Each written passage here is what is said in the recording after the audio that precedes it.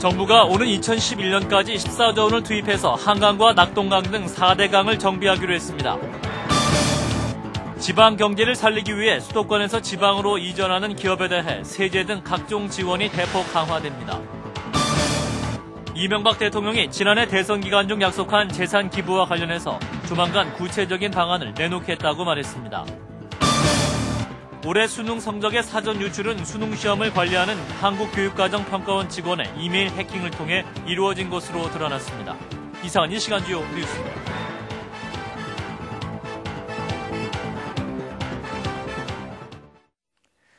시청자 여러분 안녕하십니까? 한강과 낙동강, 금강, 영산강 등 4대강 살리기 프로젝트가 본격 추진됩니다. 정부는 2012년까지 14조 원을 투입해서 하천을 정비하고 주변을 개발하기로 했습니다. 윤홍근 기자입니다. 홍수와 가뭄으로 인한 피해를 막고 하천 환경을 개선하기 위한 4대강 살리기 프로젝트가 본격 추진됩니다. 정부는 이명박 대통령 주재로 제3차 국가균형발전위원회를 열고 이같이 의결했습니다. 총 사업비는 약 14조 원으로 추산되며 하천에는 8조 원, 나머지 6조 원은 농업용 저수지 재개발, 그리고 중소규모 댐 등에 들어갑니다. 정부는 매년 홍수 피해는 늘고 있는 반면 사전 예방 투자 부족으로 사후 복구에 과다한 비용이 지출되고 있어 4대강 정비 사업이 필요하다고 지적했습니다.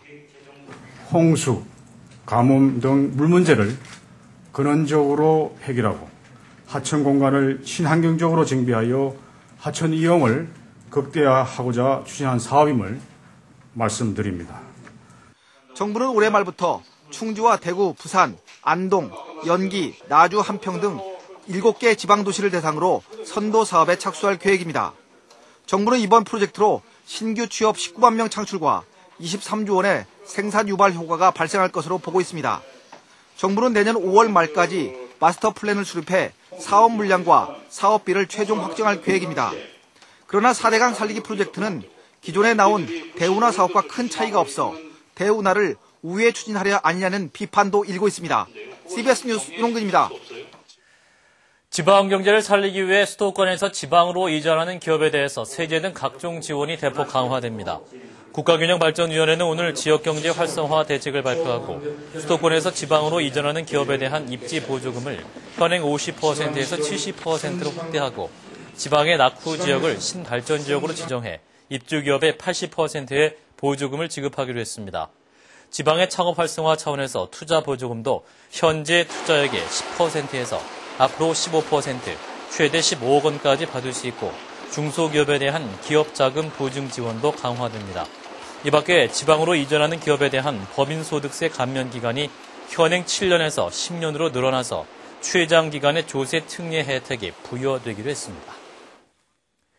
이명박 대통령이 지난해 대선 기간 중 약속한 재산 기부와 관련해서 조만간 구체적 방안을 내놓겠다고 말했습니다. 이 대통령은 오늘 정례 라디오 연설에서 서울시장 재직 시부터 월급을 기부해왔고 이미 약속한 재산 기부 역시 어디에 사용하는 것이 가장 좋을지 검토하고 있다면서 이같이 밝혔습니다. 이 대통령은 특히 경제 위기 속에서 모두 힘든 이때 가족의 사랑과 격려가 필요하다며 어려운 시기지만 가족의 가치를 새롭게 되새기는 귀한 기회가 되기를 바란다고 당부했습니다. 미국 3대 자동차 업체에 대한 백악관의 지원 방침에 힘입어서 국내 증시가 급등세를 보였습니다. 코스피는 지난주 종가보다 54.37포인트, 4.93% 상승한 1158.19의 장을 마감했고 코스닥 지수도 15.08포인트 오른 335.15에 거래를 마쳤습니다. 주가가 크게 오르면서 코스피 시장에서는 프로그램 매매를 일시 정지시키는 사이드카가 발동되기도 했습니다. 올해 수능 성적의 사전 유출은 수능 시험을 관리하는 한국교육과정평가원 직원의 이메일 해킹을 통해 이루어진 것으로 드러났습니다. 경찰은 어떠한 경위로 평가원 이메일 해킹이 이루어졌는지, 공모자는 있었는지를 집중 조사하고 있습니다. 김대훈 기자입니다. 경찰은 올해 수능 성적 사전 유출은 수능을 관리하는 한국교육과정평가원 직원 이메일과 비밀번호가 누출되면서 이루어진 것으로 파악했습니다. 경찰은 평가원 직원의 이메일을 해킹한 혐의로 사설 입시정보업체 관계자를 불러 조사하고 있습니다.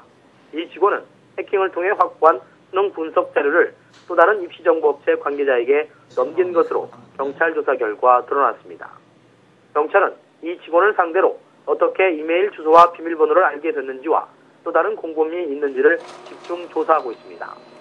경찰은 이와 함께 한국교육과정평가원 수능 담당자 전원에 대해 조사를 벌이고 있습니다.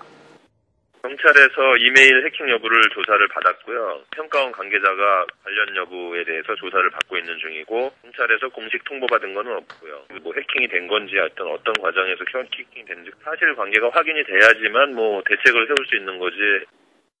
경찰은 해킹된 자료가 이미 알려진 비상 에듀 외에도 다른 입시학원에도 유출됐는지 여부도 조사하고 있습니다. CBS 뉴스 김대원입니다. 현재 중학교 3학년생이 치르는 2012학년도 대학 수학능력시험에서는 사회과학 탐구 영역 최대 응시 과목 가능수가 기존 4과목에서 3과목으로 축소됩니다.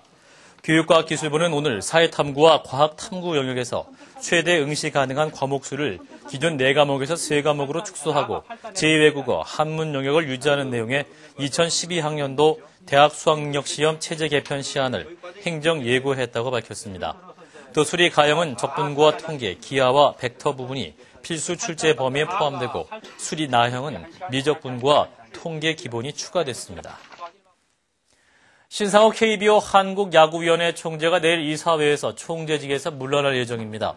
내년 3월까지 임기가 남아있는 신 총재는 내일 8개 구단 사장들을 불러서 이사회를 소집한 자리에서 조기 사임할 뜻을 밝힐 것이라고 말했습니다. 한편 뇌물수수 혐의로 구속 기소된 조용주 전 KTF 사장이 신 총재에게 법인카드를 주었다는 진술을 했다는 내용에 대해 신 총재는 잘 아는 후배가 어려운 사정에 보태 쓰라고 카드를 줘 사용했으며 대가성이나 KTF와 관련된 것은 아니었다고 반박했습니다. 미국발 금융위기와 미국산 쇠고기 수입 반대 촛불 시위가 CBS와 노코뉴스가 선정한 올해 10대 뉴스 1위와 2위로 꼽혔습니다. CBS와 노코뉴스가 선정한 올해 10대 뉴스, 백원경 아나운서가 소개합니다. 2008년 한 해가 이제 저물어가고 있는데요. CBS와 노컷뉴스가 올해 한 해 우리나라에 가장 많은 영향을 미친 국내외 주요 뉴스들을 대상으로 10대 뉴스 선정 작업을 벌였습니다. 1위는 미국발 금융위기가 선정됐는데요. 서브프라임 사태로 시작된 미국발 금융위기로 세계 경제가 혼란에 빠지고 실물 경제 타격으로 이어지면서 우리나라도 IMF 상황으로 내몰리고 있습니다. 2위는 수십만 인파가 촛불을 들고 거리로 나선 미국산 쇠고기 수입 반대 촛불 시위가 꼽혔습니다. 100만 명이 넘는 성난 광우병 민심이 서울 도심에서 촛불 시위를 벌였고 경찰은 명박산성까지 쌓으며 일촉즉발의 대치가 이어졌습니다. 3위와 4위에는 이명박 정부 출범과 최초의 흑인 대통령 오바마 당선이 각각 선정됐습니다. 강부자 내각 영어 몰입교육 등 논란을 빚으며 이명박 정부가 출범하면서 정책 방향은 좌에서 우로 180도 전환됐는데요. 미국에서는 200여 년 만에 최초의 흑인 대통령 오바마 당선으로 미국의 역사, 세계의 역사를 바꾸며 변화의 새바람을 일으키고 있습니다. 5위는 국보 1호 숭례문 화재가 꼽혔는데요. 지난 2월 설 연휴가 끝나면서 새벽에 전해진 숭례문 화재 소식은 충격과 허탈 그 자체였습니다. 다음 6위는 얼어붙고 있는 남북관계로 금강산 관광객 피격 사망 사건에 이은 금강산 관광, 개성관광 중단 등 대결로 치닫고 있는 남북관계 경색이 꼽혔습니다. 7위는 올 여름을 뜨겁게 달군 북경올림픽입니다. 박태환, 장미란 선수, 양궁 등에서 금메달 13개를 따내며 한국이 7위에 올라 국민을 열광시켰는데요. 우리 대표 선수들의 선전이 삶에 지친 국민들에게 위안이 됐습니다. 8위로는 삼성 비자금 특검 수사와 이건희 회장 퇴진 등 삼성 사건, 9위로는 최진실, 안재환 등 잇따른 연예인 자살로 연예계와 팬들에게 충격을 준 사건입니다. 10위는 멜라민 파동으로 먹을거리에 대한 공포가 다가오면서 국민들을 불안에 떨게 만들었습니다. 이상은 올해 10대 뉴스였습니다.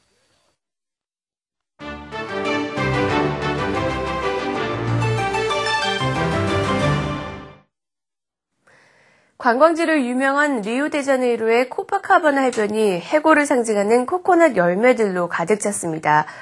최근 급증하고 있는 살인 행위에 항의하기 위한 그런 퍼포먼스가 열렸는데요. 코코넛은 지난 2년간 이곳에서 살해된 사람들의 두개골을 상징하고 있다고 합니다. 퍼포먼스가 열린 브라질의 코파카바나 해변으로 한번 가봅니다. 브라질 코파카바나 해변에 코코넛 16,000개가 놓여져 있습니다. 이 코코넛들은 지난 20개월 동안 브라질에서 발생한 살인사건들의 피해자들을 상징적으로 보여주고 있습니다. 16,000개의 코코넛은 해 뜰 무렵부터 놓여지기 시작해 희생자의 유적이 도착한 한낮까지 계속 놓였습니다. 리우데자네이로는 유명 관광지이기도 한데요. 마약 조직 범죄단과 경찰 간의 충돌로 브라질 내에서 가장 위험한 도시가 됐습니다. 남아프리카 공화국 요하네스버그 센톤 컨벤션 센터. 우크라이나에서 열릴 예정이었던 미스 월드 대회가 러시아와 그루지아 간 전쟁으로 남아프리카 공화국으로 옮겨졌습니다. 올해는 미스 러시아 크세노야 스키노바 양이 세계 최고의 미녀로 뽑혀 2008년 미스 월드 왕관을 차지했습니다.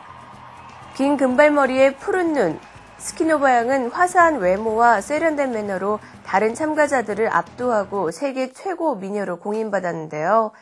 스키노바 양은 앞으로 사람들을 돕고 도울 수 있게 되기를 바란다고 합니다. 이탈리아 로마의 콜로세움 앞에는 수천 명의 산타 복장을 한 사람들이 모였습니다. 이들은 저소득층 가정의 자녀들을 위해서 기금을 마련하기 위해 마라톤을 준비했습니다. 산타들은 연말에 부지런히 선물을 나눠주려면 튼튼한 체력이 필수라면서 즐거운 마음으로 결승전을 통과했다고 합니다. 지금까지 박주환이었습니다.